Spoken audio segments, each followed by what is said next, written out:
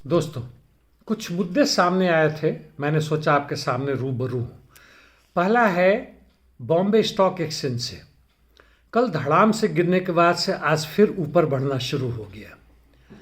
कल का खबर यह है, यानी 13 मार्च को, कि यह सेंसेक्स तकरीबन 900 पॉइंट गिरा था, यानी 1.2% गिरा था बॉम्बे स्टॉक एक्सचेंज में, जबकि निफ्टी में 1.5% की गिरावट आई थी। यह भारी संख्या में है। अंदाजा इससे लगा सकते हैं कि शेयर धारकों के 14 लाख करोड़ डूब गए और आज फिर थोड़ा सा बढ़ा है और यह घट के आ गया था 72,762। अभी वापस 73,100 के आसपास पहुंच जाए। बंद होने में के आसपास थोड़ा मोड़ा बदलाव आया। मैं कहना यह चाहता हूं कि यह जो पैसे बुड़ गए वह मुख्यतः बड़े निवेशकों के नहीं बुढ़े, वह छोटे मझौले निवेशकों के बुढ़े। हमारे आपके जैसे लोग बढ़े। कई तरह के ऐप आ गए हैं जिससे अब साधारण मजदूर भी इसमें पैसे लगाते इस उम्मीद में कि कुछ इनकम हो जाए। वास्तव में एक जुआ है जिसको सरकार या पूंजीवादी जितने भी तंत्र हैं, मीडिया, वो बताते हैं कि नहीं, यह इन्वेस्टमेंट है। इन्वेस्टमेंट कुछ नहीं है, यह एक जुआ है। और मान लेते हैं कि 1 करोड़ निवेशक हैं, यदि 10 लाख का बढ़ता है तो बाकी 90 लाख बुढ़ता है, क्योंकि इसमें उत्पादन कुछ नहीं हो रहा है, इसमें धन संपत्ति कहीं से नहीं बढ़ रहा है। वित्त पूंजी का वह हिस्सा है जो कि उत्पादन के ऊपर में चल रहा है, उसी से पैदा हुआ है। इसलिए इसका कुछ भी फायदा नहीं, ना देश के बढ़ने में, ना जीडीपी बढ़ने में, कुछ नहीं। यह हमारे जेब का पैसा आपके जेब में जा रहा है, उसके जेब का पैसा उसमें जा रहा है, और कुल मिला के सामान्यतः देखें तो करोड़ों करोड़ निवेशकों के पैसे कुछ 100 लोगों के जेब में जा रहे हैं, वैसे ही जैसे कि पूंजीवादी व्यवस्था में होता है। चलिए, इसी के साथ साथ मैं दूसरी बात यह करना चाहता हूँ। मैं तो परेशान हो गया हूँ दोस्तों, जब भी देखता हूँ, जहाँ भी देखूँ प्रचार है, टीवी पर, सोशल मीडिया पर, फ़ोन करता हूँ उसके बाद प्रचार आता है, यानी स्मार्टफोन है तो, और लैपटॉप पे काम करो, किसी भी तरह के उस पर काम करो, टैब पे काम करो, प्रचारों का भीड़ लग गया है। इसके अलावा इतने कॉल आते रहते हैं, हर रोज़ 15-20 कॉल आते हैं। कुछ डोनेशन दे दे, मैं मर रहा हूँ, मैं वहाँ मदद कर रहा हूँ, उसके लिए कुछ पैसे दे दे, क्या आपको प्रॉपर्टी खरीदनी है, क्या आपको पुराने कार बेचने हैं, यानी ज़िंदगी का 10% इसी में बर्बाद हो जाता है। इसका खात्मा इस पूंजीवाद में नहीं होगा और बढ़ ही रहा है, और बल्कि इसी के कारण हमारे पैसे भी लूटे जा रहे हैं, समय ही नहीं, पैसे भी जा रहे हैं। चलिए आते हैं अपने देश के अन्य कुछ मुद्दे जिस पर मैं बात करना चाहता हूँ। हरियाणा के नए मुख्यमंत्री सैनी, नायब सिंह सैनी, उनको बहुमत मिल गया। इसका कारण यह नहीं कि भाजपा बहुमत में थी, इसलिए कि जेजेपी जिनके साथ उनका अलायंस था और टूटा, उसके 10 एमएलए को यह आदेश दिया गया उनके पार्टी द्वारा कि वह बहुमत में, या जब वहाँ इलेक्शन होगा सब अपने वोट डालेंगे, उससे बाहर रहेंगे, उसका बाइकआउट करेंगे। पहला मतलब इस तरह के नायाब सिंह के लिए नायाब वो है तरीका ताकि उनको जिताया जा सके। 10 एमएलए थे उनके, हालांकि 5 उसमें बैठे हुए थे जब बहस चल रहा था, चुनाव के समय में, वोट डालने के समय भी 4 थे, लेकिन उन्होंने किसी को वोट नहीं दिया। बीजेपी की अपने 41 थे, इंडिपेंडेंट 7 थे, और एब्सेंटीज में कांग्रेस के भी एमएलए था, आईएनएलडी का भी एमएलए था। तो ये कहानी है, आखिर क्यों तोड़ा गया, फिर क्यों जोड़ा गया। बिहार में क्यों नीतीश कुमार की ही सरकार, पहले राजद के मदद से, फिर भाजपा के मदद से, इस पर मैं चर्चा कर चुका हूँ, इसमें नहीं दोहराऊंगा।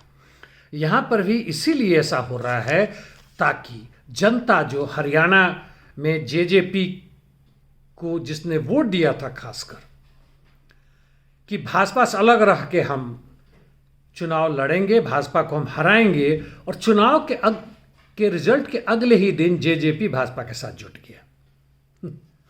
ये आज की व्यवस्था है, मैं इस पर ज़्यादा कुछ नहीं बोलूँगा। साथ साथ सीएए, जब सुप्रीम कोर्ट ने आदेश दिया स्टेट बैंक ऑफ इंडिया को और एसबीआई ने जब उसकी बातें मानी और इलेक्टरल बॉन्ड के जितने भी पेपर थे उसने दे दिया, बड़े बड़े बंडल में दिए हैं, ऑफलाइन इलेक्शन कमीशन को, उसके बाद से ही यह जो बॉम्बे स्टॉक एक्सचेंज गिरा उसमें अदानी से संबंधित थे, वह भी उसमें 1 लाख करोड़ वह भी नीचे आए, उसके शेयरों के पैसे बुड़े। तो खैर CAA को ऐसे समय में लाया गया जो पिछले कई वर्षों से लटका हुआ था, जो धर्म पे आधारित है, और भारत की जो भी धर्मनिरपेक्षता थी उसको अंतिम रूप से गाड़ देने की पूरी तैयारी है, और उसको फिर से तथाकथित रूप से लागू किया गया। आप इसको किस रूप में देखते हैं वो आप जाने, मैं इस पर ज़्यादा कुछ बात नहीं कहूँगा। लेकिन अंततः एक बात और भारत से संबंधित है, लेकिन है इंग्लैंड का। वहाँ के कंजर्वेटिव पार्टी के एक बिजनेसमैन हैं, डियाने एबॉट, महिला हैं, ब्लैक औरत हैं और MP बनती आ रही हैं कई बार से। कंजर्वेटिव पार्टी के मेंबर ने कहा है कि वो इतनी बुरी हैं कि उनके कारण मुझे हर काली औरतों से नफरत सा हो गया। इस पर काफ़ी हंगामा हुआ। सुनाक ने एक दिन तक सोचा प्रधानमंत्री ने क्या कहा जाए, लेकिन जब ये भंडा फूट गया, ये 2019 की बात थी, भंडा अभी फूटा है, ये गार्जियन में आया, तो उन्होंने कहा कि भाई उन्होंने माफ़ी मांग लिया उन्होंने, बात खत्म हो गई, इसको बात को छोड़िए। क्योंकि सवाल यह भी उठने लगा था कि वह ब्लैक महिला जो थी उन्होंने करीब 10 मिलियन पाउंड का डोनेशन दिया था, और सवाल विपक्ष से उठने लगा था कि चूंकि आपको नहीं पसंद है वापस करें। सुना के भला कैसे एक्सेप्ट करते, कैसे मानते। खैर यही नहीं, मैं इनकी चर्चा इसलिए लाया था कि इनमें यह भी है कि इन्होंने कहा था कि भारतीयों को बिल्कुल स्वीकार नहीं किया जा सकता है। भारतीय ट्रेन के ऊपर चढ़ के बैठ के चलते हैं, वह भी भला इंसान है।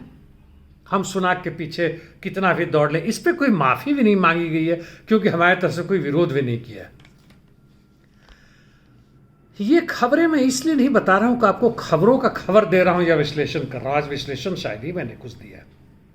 मैं खबर इसलिए बता रहा हूं कि हम समझें कि हम क्या हैं। क्या हम भेड़ बकरी हैं, गाय भैंस है? यदि जानवर होते, पालतू जानवर, तो हमारी इज्जत होती, देखभाल की जाती, क्योंकि हम संपत्ति का हिस्सा हैं। हम कीड़े मकोड़े हैं। वो झींगा मछली वाला नहीं, उसको तो हम खाते हैं। हम वैसे कीड़े मकोड़े पिल्लू हैं, सब्जियों में होते हैं, जो हमें पसंद नहीं आती है। गंदे नालियों वाले। 8 अरब की आबादी में 1-2 करोड़ या 5-10 करोड़ छोड़ दें तो हम लोग उसमें से हैं, और भटकते रहते हैं। ऊपर वाला क्या कह रहा है? ऊपर वाला चाहे गॉड हो, चाहे बड़े पूंजीपति हों, या उनके चापलूस राजनीतिज्ञ हों, चाहे पक्ष में हो चाहे विपक्ष में हो, न्यायालय के बड़े बड़े अधिकारी से लेकर छोटे अधिकारी, चपरासी तक को हम जाते हैं तो सर झुका के जाते हैं कोर्ट में। पुलिस प्रशासन, सेना, जो अधिकारी जहाँ जिसकी ताकत मिलती। हम में से कई लोग होते हैं जो हमसे नीचे देखे आते हैं, झुक के आते हैं, उनको हम सलाम बजाते हैं और नीचे वाले को लात मारते हैं। मैं ये नहीं कर रहा हूँ कि आप सबसे प्यार करें, जी नहीं, मेरा ऐसा कोई सिद्धांत नहीं कि एक गाल पे थप्पड़ मारो तो दूसरा गाल थमा दो। ताकत होगा तो एक गाल पर भी थप्पड़ मारने की इज्जत नहीं होगी। यह बाइबिल की पुराने ज़माने की कहावत है, मैं नहीं मानता। जी हाँ, हम लोग कमज़ोर हैं, हम बिखरे हुए हैं, हम किसी भी क्रांतिकारी विचारधारा से अलग थलग हो चुके हैं। ऐसा नहीं कि सब के सब हैं। किसानों का आंदोलन देख लें, पूरे यूरोप से लेकर भारत तक में अभी भी दूसरा आंदोलन चल रहा है, बड़ी ज़बरदस्त है। मजदूरों का भी आंदोलन चल रहा है, ऐसा नहीं कि नहीं है, जहाँ तहाँ हो रहा है, लेकिन अलग थलग होकर। धन्यवाद साथियों।